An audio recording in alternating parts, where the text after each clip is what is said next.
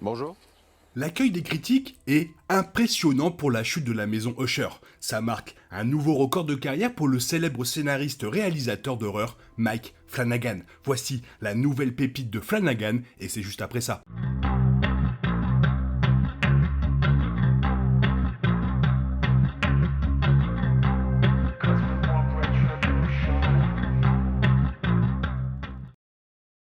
Avec un score de 95% sur Rotten Tomatoes, Mike Flanagan a encore une fois réalisé une autre série Netflix en octobre qui fera certainement parler d'elle pendant la saison d'Halloween. Flanagan a pris de l'importance avec la sortie en 2018 de The Haunting of Hill House qui a ouvert la voie à ses autres séries notables. La chute de la maison Usher s'inspire d'un certain nombre d'œuvres sélectionnées d'Edgar Allan Poe et devrait suivre un PDG corrompu d'une société pharmaceutique nommée Roderick Usher. Roderick est obligé d'affronter son sombre passé et de découvrir le mystère de pourquoi et comment les membres de sa riche famille finissent par mourir un par un. Si cela ne suffit pas à capter votre intérêt, voici 10 points à retenir de l'accueil critique extrêmement positif de la dernière série d'horreur de Flanagan.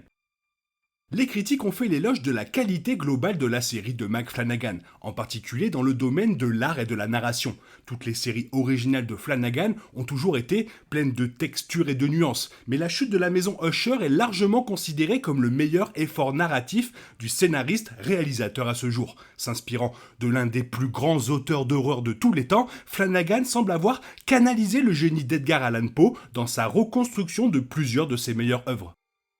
Les autres séries à succès de Flanagan se sont concentrées sur la tragédie familiale, en particulier dans The Haunting of Hill House. Flanagan poursuit cette tendance familiale dans la chute de la maison Usher, qui s'est déjà révélée être une structure narrative réussie pour lui. La nouvelle série de Flanagan sera entièrement englobée par ces thèmes familiaux tragiques, car les horreurs et les décès qui en résultent sont directement liés au nom de famille lui-même. La chute de la maison Usher joue sur ces motifs plus que toute autre de ses œuvres précédentes. Les critiques conviennent que la comédie noire et le gore explicite de la série sont exceptionnellement divertissants, certains moments de la nouvelle série ressemblant beaucoup à un slasher des temps modernes. C'est en quelque sorte un écart par rapport à Flanagan, qui s'intéresse généralement au thème des fantômes, des démons et du paranormal, par opposition au sang et aux tripes. La mise en œuvre supplémentaire de l'humour dans la série de Flanagan est également un signe de son évolution en tant qu'écrivain, car ses autres œuvres ont été pour la plupart intensément dramatiques ou effrayantes. Avec la chute de la maison Usher, Flanagan signe également sa série la plus séduisante et la plus érotique à ce jour. Les couches supplémentaires de séduction et d'humour font de cette série le projet le plus agréable et le plus facilement consommable d'après les critiques. En regardant la série, il est évident que Flanagan a également dû s'amuser en filmant ce projet. La séduction supplémentaire donne aux téléspectateurs plus occasionnels du genre de l'horreur un meilleur accès au soi-disant Flanaganverse et pourrait également susciter un intérêt inexploité pour sa série précédente. Pour les fans des œuvres d'Edgar Allan Poe, la chute de la maison Usher regorge de références à plusieurs de ses œuvres les plus marquantes, soigneusement intégrées à ses thèmes et à son histoire. Flanagan semble être le plus fortement inspiré par Le Corbeau, bien que la série elle-même soit le nom d'une autre des histoires célèbres de Poe. Chaque épisode porte le nom d'un écrit ou d'une nouvelle de Poe. Cependant, même ceux qui ne connaissent pas bien les œuvres de Poe peuvent toujours profiter de la série selon les critiques. L'évaluation la plus courante parmi les critiques est que la série est essentiellement une version gothique surnaturelle de la série HBO Succession, acclamée par la critique. Pour les anciens fans des œuvres de Flanagan ou de Succession, cela semble être une combinaison étonnante. L'humour noir mélangé à l'élément familial joue certainement dans le ton général de Succession, tandis que l'activité paranormale attendue et les aspects d'horreur donnent toujours l'impression d'être une série de Flanagan de bout en bout. Les critiques ont applaudi les efforts de l'ensemble du casting. Cela n'est pas surprenant puisque les ensembles des autres projets de Flanagan tels que Haunting of a Hill House et Midnight Mass étaient tous deux phénoménaux et se vantaient de certaines des meilleures performances d'acteurs. La chute de la maison Usher ne fait pas exception, menée par ce que certaines critiques ont qualifié de meilleure performance en carrière de Garla Gugino dans le rôle de la douteuse Verna.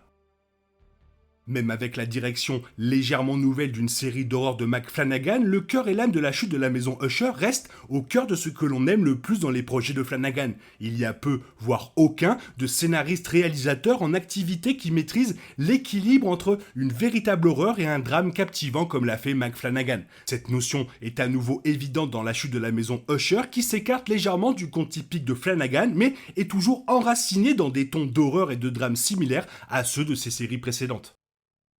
Les critiques saluent le chef-d'œuvre de Mike Flanagan et c'est le point culminant de sa carrière déjà exceptionnelle. Le score de 95 de Rotten Tomatoes est assez révélateur en soi, comparé au score le plus élevé suivant pour un projet Flanagan à 93% pour The Haunting of the Hill House. Compte tenu du nombre de projets d'horreur qui semblent diminuer en qualité, c'est un exploit merveilleux que Flanagan ait décidé de tirer le meilleur parti de ce qui est probablement son dernier arc chez Netflix.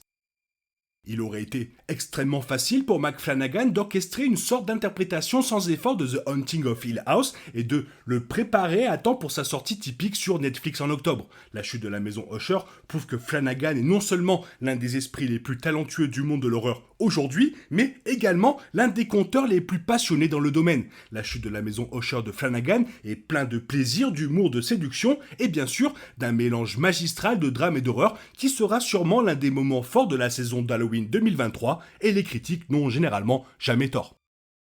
Pour certains, la série est déjà considérée comme la meilleure série Netflix à ce jour.